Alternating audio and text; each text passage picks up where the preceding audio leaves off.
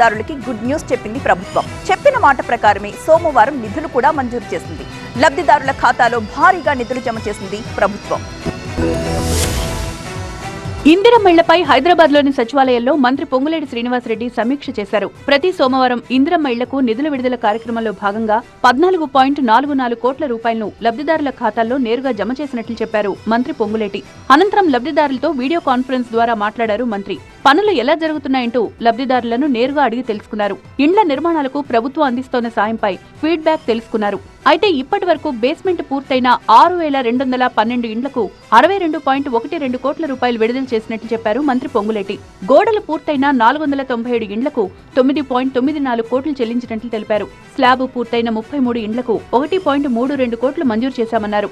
ఒక్కరోజు ఆలస్యం చేయకుండా లబ్ధిదారుల ఖాతాల్లో మొత్తం 68 కోట్లు జమ చేశామన్నారు. రాష్ట్ర వ్యాప్తంగా 250 మండలాల్లో ఇందిరమ్మ ఇండ్ల నిర్మాణం జరుగుతోందన్నారు. ఇలాంటి బృహత్తర కార్యానికి అధికారులు తోడ్పాటు అందించాలని, లబ్ధిదారుల ఇళ్ల నిర్మాణానికి ఇంజనీర్ల సహకారం తప్పనిసరిగా ఉండాలని మంత్రి ఆదేశించారు.